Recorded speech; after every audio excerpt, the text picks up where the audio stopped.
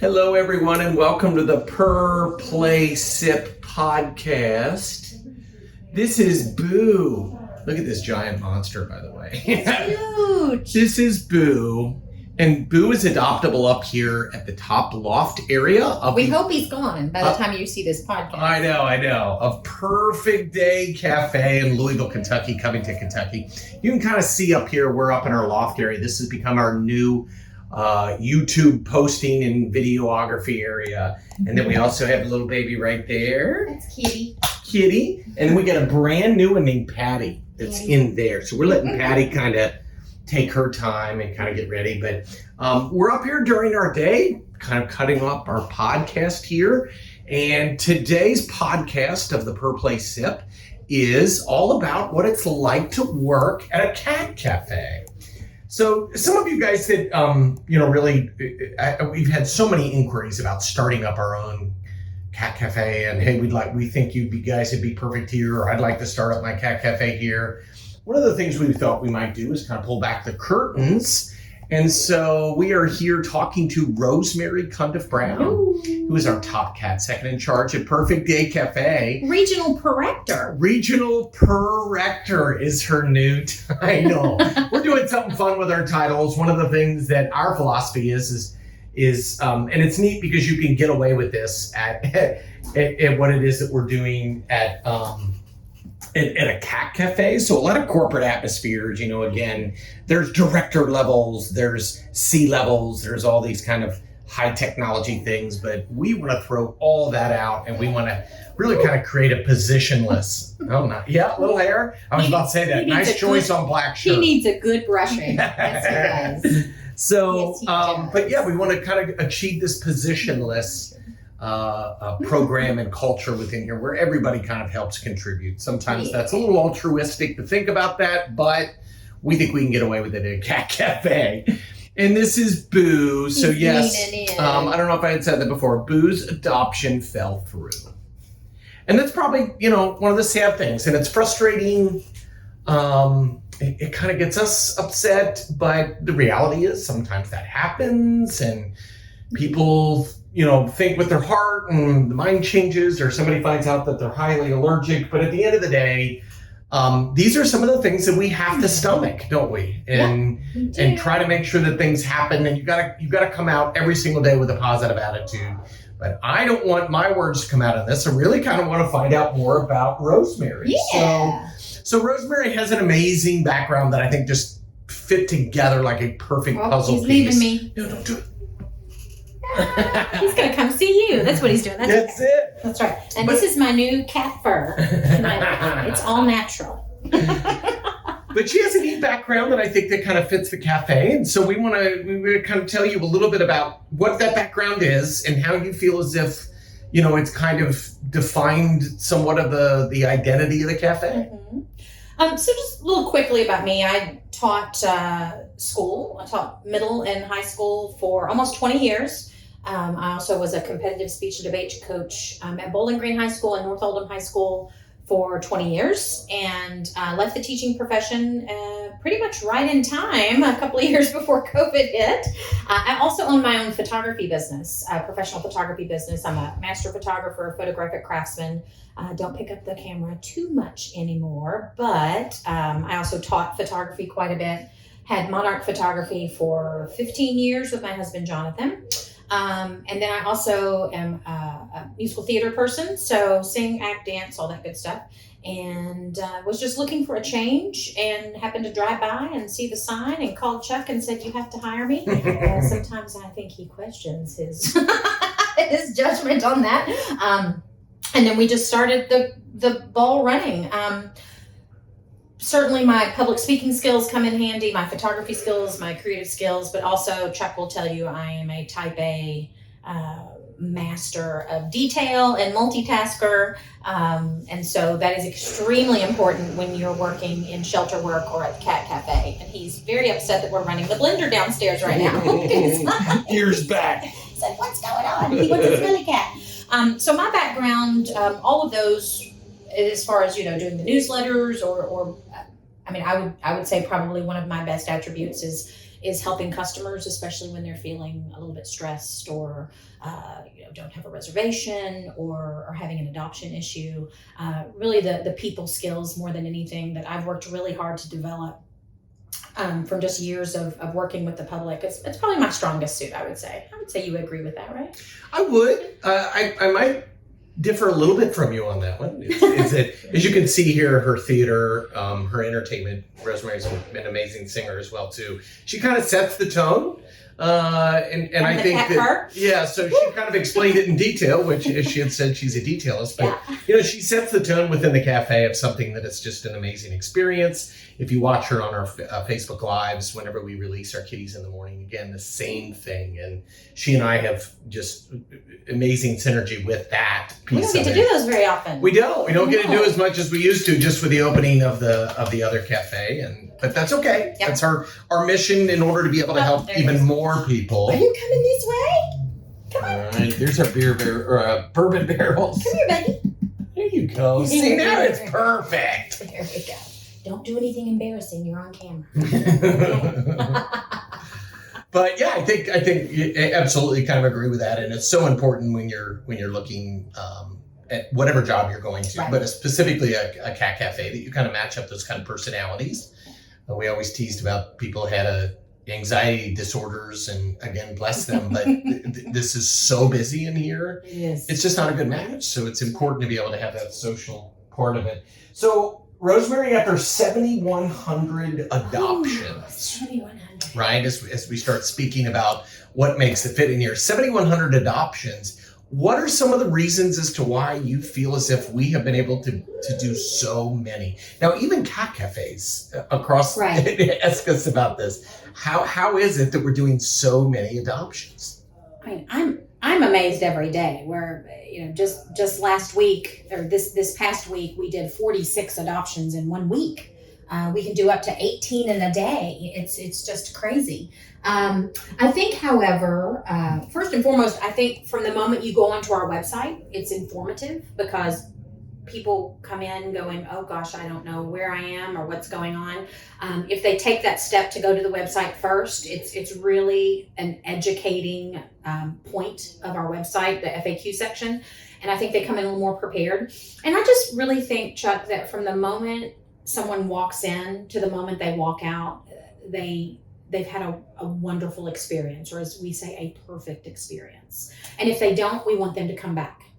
So that we can know what we can do to make it right. Our team works so hard to make people feel welcome and warm and invited, from the drinks to the adoption process to our volunteers that are in the room. And of course, we can't do it without the Kentucky Humane Society.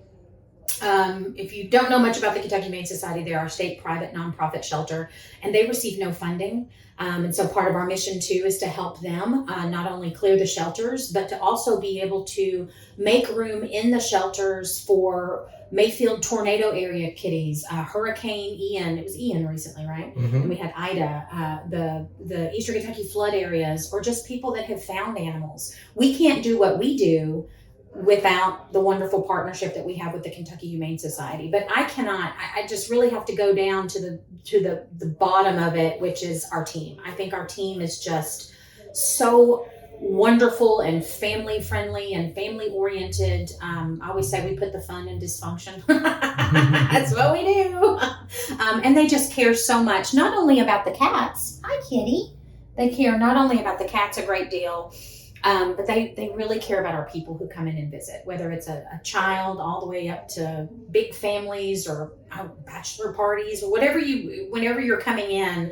I know that our team goes above and beyond to make sure that those people feel welcome. And we just have a really cat-minded community. I mean, who would have thought 7,100 adoptions? I mean, how many more people need cats, right? Yeah, more cat adoptions than dogs, which I believe is quite unusual. Yeah, in a community. She's at my feet now. Yeah, you're getting some love in there. She's coming out. But yeah, I think just from the moment and the way that you and Trisha designed the building, I just think it's so. People walk in and they say, "Oh, this place is so cute," or they say, "I don't know what I thought this place was going to look like." But it wasn't this, because people still think shelter, or they have an idea that maybe the cats are at the bar. which is not happening. And there's hair everywhere. That's right. Yeah. And so they're really pleasantly surprised when they come in, and we pride ourselves in making sure that it's clean and warm and well decorated and friendly, and that's what we hope every single time, that everybody has a good experience.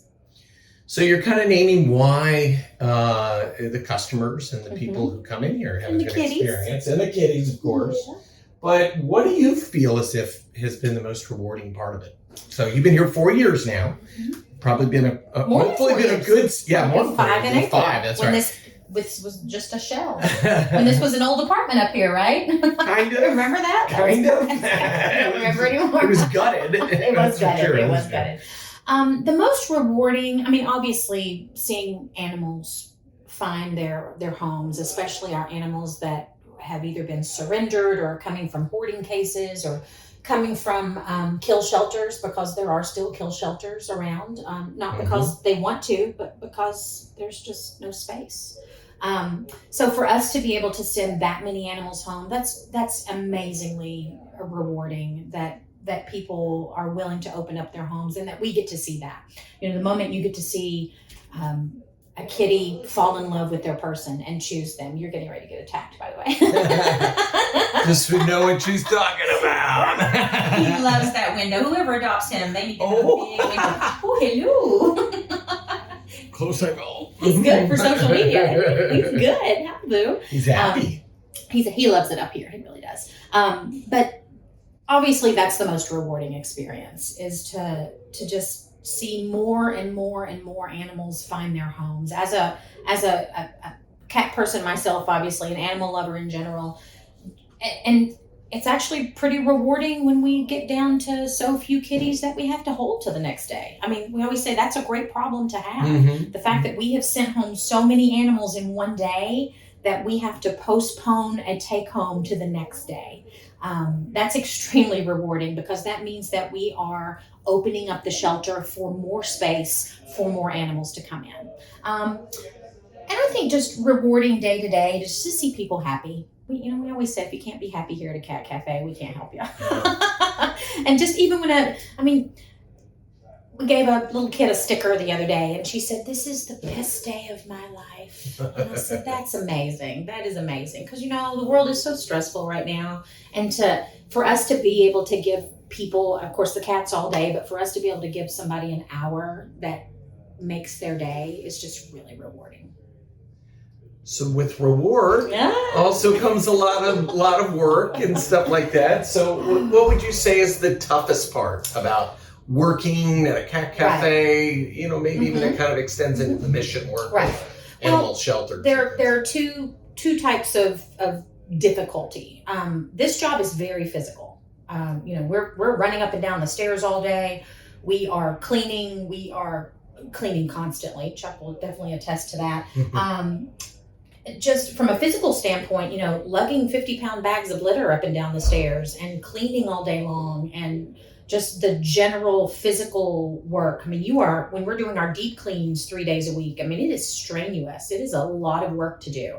And then the emotional aspect, I hate disappointing people. So one of the most difficult things is on a busy Saturday when you have a dad and his daughter come in and they didn't have reservations, and we do our best to accommodate them. At the very least, we'll bring a kitten out and let the little girl see, because we hate disappointing people. But I would also say there's a lot of admin work. There's a lot of paperwork at a cat cafe, Chuck. Well, there's a lot of admin kind of making our own problem there with that many adoptions. Yeah, but a lot of emails, a lot of people reaching out. And obviously the most emotionally difficult thing to deal with is that we are working with shelter animals. We do lose them from time to time. We do get emails and phone calls from people who their kitties developed an illness. These are shelter animals. These are animals that are coming out of very dire situations and are often stunted when they're first born, and then they can have difficulties, or they're senior cats that we're getting up here, or they're injured when they come in. And so that's probably the most, you never get used to that when you get a call saying that an animal has passed away, because we've all been through it. Just went through it a couple of months ago myself, and we really feel, because we're invested in those adopters. We get to know them. By the time they leave, they've been here for about an hour and a half or 2 hours, and they send us updates. And so when we hear that they've lost an animal, or even, I get upset when we hear they've had a kitty cold, because you don't want to have to send your animal to the vet. It's heartbreaking. But through the education of adoption, and then we also reach out. Whenever we hear that an animal has been sick or an animal has passed away, the first thing we do is we get a card in the mail, we give them a call, we give them an email, follow up with them. But just the emotional aspect, that's probably the toughest thing. But Kayla, I always have to give a shout out to Kayla. The other day she said, but just think about how many of them we've saved. And that's very true. That's very true. It's just a handful that you hear get sick or don't make it, or in an accident. We've had kitties get into accidents in the home. And so you have to, because compassion fatigue, as Chuck calls it, is very, very real. And you have to take a breath and say, but look at all of them that we have saved. I just got off the phone with a lady and she goes, oh my gosh, they're doing so great. One is she's accidentally locked herself in the closet 3 times because she's so nosy. She won't stay in anywhere. And the good far outweighs the bad. And that's with any job. But when you put 25 kittens in the mix and a few adults, you automatically have an investment as an animal lover as well. We always say that I think in order to truly thrive through the emotional pieces of this, you need a strong back and Absolutely. not just a big heart. Right. And some people don't make it through that phase, right. that work with us and work with shelters and everything. You have to understand exactly, like, kind of have that attitude that Kayla Fraley, she's referring to, one of our staff members, but think of how many we've saved. If we said no now, if we didn't help and said, no, this is too much, then how many are we giving up from saving? So, Absolutely. yeah. Full respect for shelters who do what they do. Oh, absolutely. And so a lot of times you had mentioned as well, too, when we were greeting customers, which, by the way, it's like 20,000 customers a year. It's a lot, which we love. We love that part of our community. It felt like 20,000 last Saturday. And we love it. Our team loves to be busy. Like, we're not very busy today because it's kind of dreary outside and, getting ready we're coming after Halloween. I think children might be a little fatigued today. I know parents are. Our team is like, why aren't we busy? We're like, oh, don't worry. We're going to get busy. Yeah. Don't worry about that.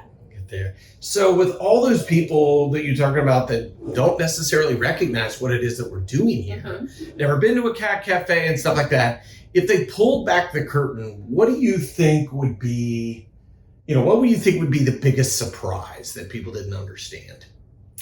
The biggest surprise about kind of behind the scenes? Yeah, behind the scenes are a cat cafe. Like, what is it that they're like, oh, I guess I didn't know that. Yeah.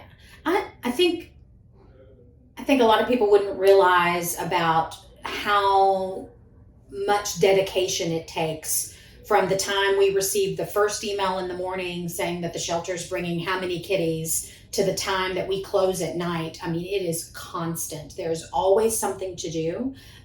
There is always someone to talk to about the mission. There are always kitties to monitor and be careful with. And it's, I think I was really surprised, especially when I travel to other cat cafes and I talk to people. The main thing is people talk about how much there is to get done to make the entire business work, because it's not just shelter care, it's not just cat care, it's bar, it's food, it's cleaning, it's laundry, it's adoptions, it's making sure the team is ready, training new team members, bringing in new volunteers. So it's something every single day. And so we are really blessed when you have a really strong team, from the shelter to the PDC team to our team of volunteers. They all work together. And I think that's something a lot of people probably don't realize. And they probably also don't realize how much, we recently did a video on this, I've got to post it, but how much work it takes in the morning to get the place going. Because you come in the morning and it looks like those kitties have had a big party. Sometimes I walk in and go, what in the world did you all do last night? Did you call friends and have a slumber party? So I think just pulling back the curtain and seeing how much work and dedication it takes to be a success, because, I've seen a lot of cat cafes not make it through the pandemic. I think you also have to stay optimistic. That's a big thing, especially when we're going through COVID. There was a moment where I think all of us thought, well, I guess this is it for us. I don't know if you did, Chuck. I did. I sat on the... There were a few days. Yeah. When we were closed during COVID, not only was I, we were all thinking, oh my goodness, what about these animals in the shelters that can't get adopted, but also just about the livelihood of our business, the health of our business. And I think that was a major turning point for us. And I think it was also a moment, and I know you talk to Cat Cafe owners in groups, but I think it was a moment where either we said, we are going to dig our heels in and we are going to make sure that we stay open for these cats and for these adopters and for these visitors who want to support us, or we're just going to have to, roll over. And we are not rollover people, are we? Because I know a lot of them couldn't make it through COVID. No, yeah. A lot of them couldn't make it. So Yep. we're just so blessed to have what we have here. What did we say? We didn't just survive, but we thrive. Mm-hmm. So, and it just amazes me every single day when I walk in and go, oh my gosh, we have 8 pickups today. Okay. More paperwork. That's all right. I will do admin all day long if it means that Kitty's like, Boo and Kitty, you're going home. Yeah. Look, she's all meatloafed out now. She's sleeping. So you talk about a little bit about what it took to survive, and even a little bit more about how we can thrive. Where do you see cat cafes in the future? So they were an industry disruptor, basically, to the traditional shelter model of getting animals adopted. But where do you see this going in 5 years? Is this a fad? And then as an extension of that, kind of fold in, where do you see Purrfect Day Cafe? I don't think it's a fad. I think a lot of people, I always tell people we're a shelter. We're just a really pretty, good smelling shelter with snacks and beer and and merchandise.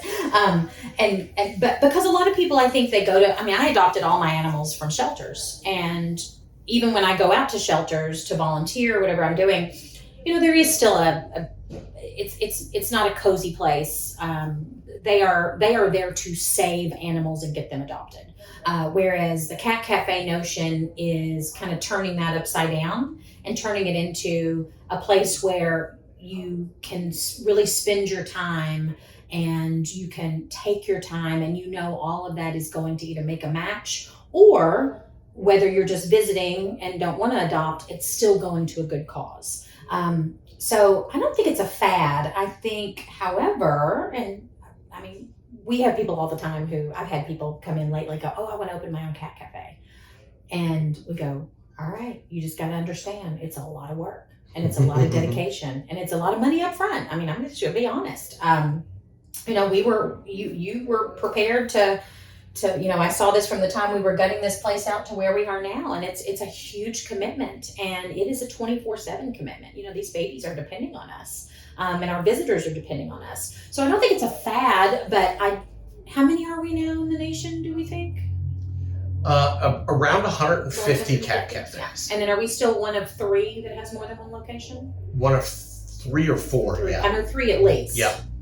Yeah. Right, and no one, there's no franchise out there or anything like that. No, there's no McDonald's for cat cafes. Although sometimes I think you're trying to make it that way, so we should see. I should ask you if you're opening up a 3rd location. Not yet, Chuck. So I don't think it's a fad. Sorry, I'm repeating myself, but I just, whenever I go to some of them, I do talk to people, and they talk about, we're not getting as many cats as we thought we would, or we're not doing as many adoptions. And I think that sort of just fuels our fire a little bit.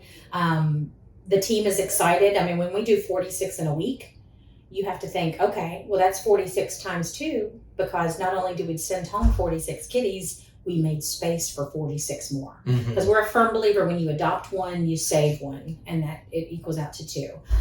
The future of cat cafes, I hope they just keep growing, and I hope we continue to have really wonderful people who are business minded, but also shelter and animal minded, and that's the perfect storm in a good way for somebody to be able to open. So I think we're going to see a lot more open. I really do. Are we going to see more perfect days open? I've got to get permission from quite a few people before that ever happens again. Yes, you do. Yeah. But it is super fun to hear kind of the background of what it is. And again, just to level set on that, Rosemary has been with us here for 5 years prior to even opening up the doors. So, and hopefully you found that rewarding. We didn't even have doors. We did. I know. Opening up the doors or the walls or the vents or the air conditioning. And it's so funny, Chuck, because I think until you have been here and you see how busy we are, my family doesn't even know exactly what I do. The idea is, you get to play with cats all day. Well, that's probably this much of your job, but that's okay because everything else we do is what gets these kitties homes. And that is the top pillar of our mission is to find these animals homes. And look, as long as there are kitties out there to get adopted, and they make it here, we're going to find them their homes. So, because nobody's even stayed with us past a month. No, which is amazing. No. Even I almost I didn't want to interrupt you before, but the average kitten stays here right at 2 days. Mm-hmm. The average adult cat stays here 5.7 days, 5.7 before it goes home. So that is an amazing number, and that's something that we feel as if we want to continue to go towards. And yes, maybe we can duplicate that, but we cannot without amazing team members like Rosemary and kind of giving you an insight on what it takes. And it's a lot of work, and it takes again a good matchup of skills but it's kind of fun for everybody out there. So if you are thinking, if you're a part of our Purr Play Sip, of course, subscribe and share. Yes. But if you're thinking of starting up your own cat cafe, that is a whole nother podcast within itself. It's just like 5 minutes, right? It just takes 5 minutes. We did it in 6 months. I can't believe that. But yeah, there's a lot of misnomers out there, and a lot of people referring back to what we had talked about it. They just think they have a big heart and they love cats. So, and when I've ever asked people, well, why is it that you're trying to open up this cat cafe? Well, I love cats. Okay, well, good luck with that. Yeah. It takes more than love, and kind of like a marriage, right? You can't just love each other. You got to work at it all the time, and that's what we do. And thank you, Rosemary, for all that you do and the insight. I always have to laugh when I walk in the back door. My husband can tell because he hears me go, woo-wee. And he'll say, that busy, huh? I'm like, oh, yeah, it was crazy today. And he goes, when is it not crazy? I said, I don't know, but that's job security. Knock on wood. It's good. It's just, every day is just different. It's different. And it's so much fun to work here. You got to have some stamina. You gotta be, what do we say? Adapt and overcome. Because there's always something. There's always something, Got a door that needs fixing in front, right? That's right now. Yeah. It's everywhere. We got, internet issue, and our team is so good about adapting. They'll just say, all right, well, I don't have this right now, but let me get you this. And our team of volunteers, and it's just, we are so blessed and so lucky. And we always tell our team members, are you tired? Yeah, I said, but it's a good tired, isn't it? Oh yeah, it's a good tired. Because when you leave, when we lock this up and we put the blinds up and give the kitties their food at the end of the night, and we do everything we need to do to close up at night, and we know that they're safe and sound, and tomorrow's probably going to be their day, and we look forward. We even say stuff like, I'm off for 2 days. Now don't be here when I get back. I'm talking to the kitties, not the team members, I should say. We don't tell you that, Chuck. But and it's so, we get so excited when a kitty that maybe has been flying under the radar gets chosen. It's so important. And just the fact that we've been able to make this impact in just 4.5 years. What did we say? 100 a year is what we were thinking? 300 a year. 300 a year. So technically we should be, right, breaking that 1,200 mark. Oh my goodness. We're doing that a year. It's just crazy. Yeah. I just look at the numbers and we say, oh, and your kitty is adoption number 6,992. And they'll go, what?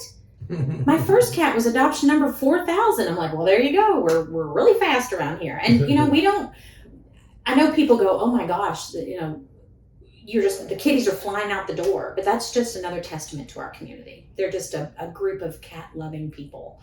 And they want to help and they want to be a part of this huge goal that we have, this huge mission. So we're just blessed to be a part of it. Absolutely. And this is going to be the first in our mini series of peeling back the curtains and talking to people on what it takes in order to be a successful cat cafe. Can you we gotta say get that? a little more close up of Boo there. Look at him. Yes, he's still been Please hanging. take him home. Greatest podcast friend ever. He's so handsome. So thank you all so much. Follow and subscribe. Look into my eyes. Bye-bye.